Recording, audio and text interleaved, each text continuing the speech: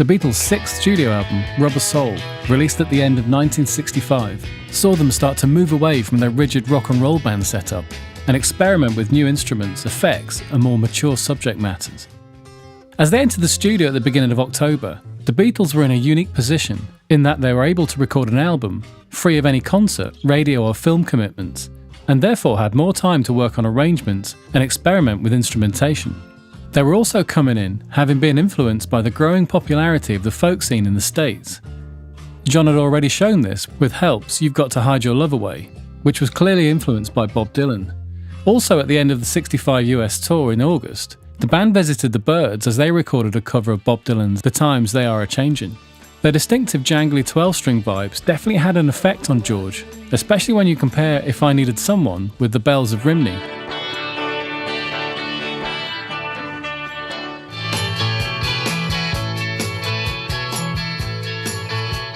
This was played on a Rickenbacker 360 12-string. George had played this guitar for over a year by this stage, first appearing on A Hard Day's Night, which inspired the Byrds guitarist Roger McGuinn to buy one, so the influence was very much reciprocal. Another major shift in their creative outlook came in the way of their use of LSD. Although they were already regular pot smokers by this stage, having been turned onto it by Bob Dylan himself a year earlier. Not all the band were on the trip wagon at this stage, as Paul was still reluctant to join the others on their mind-bending journey, with Ringo joining John and Paul, taking a trip with them on their visit to LA in August. Norman Smith remarked that the gang mentality he was used to seeing with the boys seemed to be missing with signs of friction, especially between Paul and John, with it beginning to show in their creative decisions. The A-side of the album's accompanying single was one of the many conflicts that were starting to become an issue, with Lennon touting Day Tripper as the main song, and Paul believing it should be We Can Work It Out. Although songs like Yesterday, a year earlier, had shown a departure away from the straight-up guitar, bass and drums lineup, Rubber Soul saw the band further keen to broaden their tonal palette, with instruments like the harmonium played by George Martin that features on The Word and If I Needed Someone, and of course the sitar that appears on Norwegian Wood. George had become aware of the instrument on the set of the film Help, but it wasn't until Roger McGuinn and David Crosby played George the indie music they were listening to that he began to take a keener interest. Back in London, this interest led him to visit a shop named Indiacraft at the top of Oxford Street, where he purchased a Kanai Lal and Brother of Calcutta sitar, made in the late 1940s or early 50s. George remembers how it ended up on a Beatles song. It was a really crummy quality one, but I bought it and mucked about with it a bit. We were at the point where we'd recorded the Norwegian Wood backing track and it needed something. The sitar was there, so I just picked it up. I hadn't really figured out what to do with it. It was quite spontaneous. I found the notes that played the lick and it seemed to fit. Harrison took the sitar to Barbados on his honeymoon in January '66. He then gifted it as a thank you to his friend George de Vere Drummond after he let them stay at his house on the island. George then bought a more sophisticated model for future recordings. This particular sitar was sold at auction in 2024 for £54,000.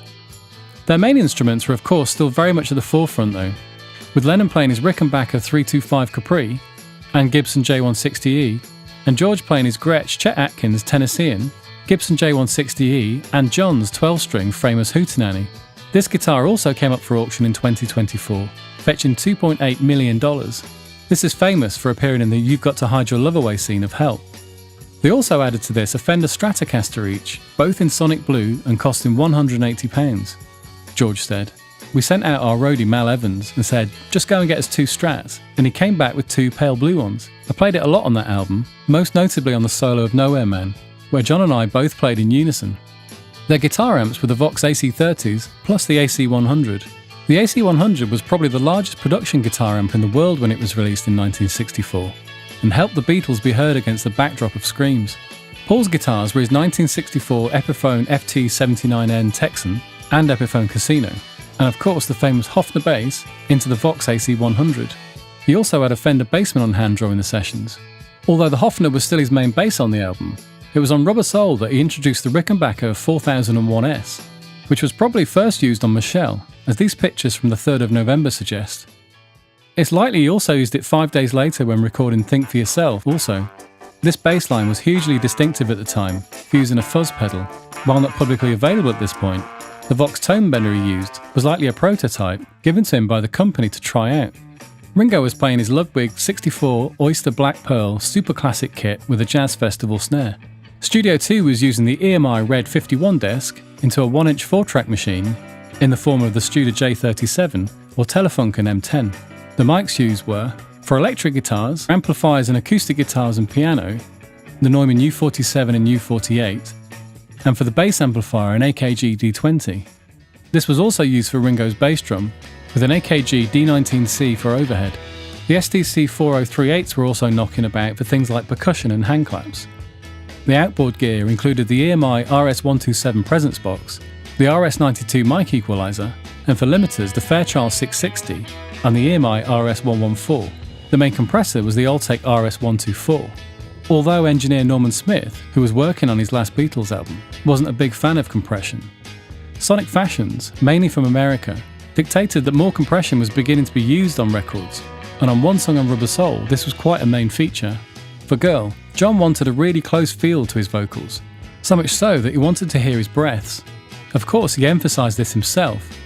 This was further enhanced through more aggressive compression to bring John closer to the listener for a more intimate feel. Another incredible song by John, In My Life, is notable for its studio trickery employed by George Martin. George had the idea of recording a piano at half speed.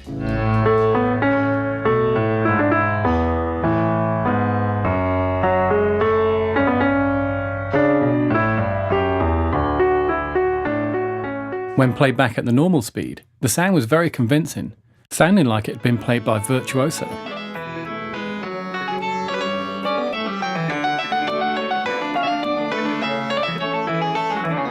This is a great example of using the capabilities of the studio in order to achieve a sonic goal, something they would be exploring a lot more in the coming years.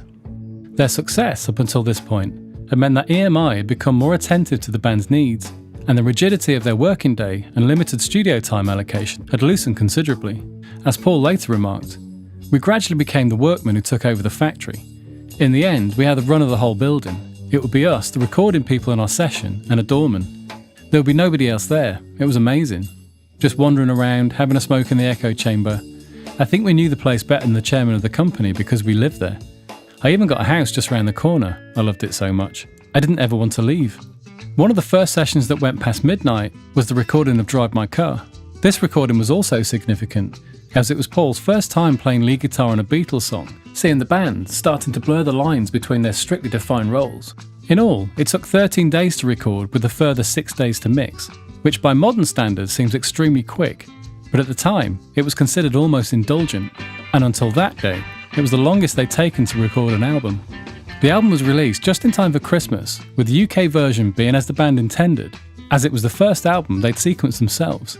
However, in the States, Capitol were keen to position it as a folk rock album, and omitted Drive My Car, Nowhere Man, What Goes On, and If I Needed Someone.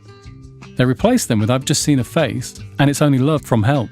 The title was based on a jibe aimed at British bands by critics who said that they lacked the authenticity of the African-American music they were inspired by. The actual term was plastic soul. The album was of course a huge success, and the seeds of experimentation sown on the record would quickly flourish on their subsequent records as they quit touring a year later to concentrate even more on their sonic experiments.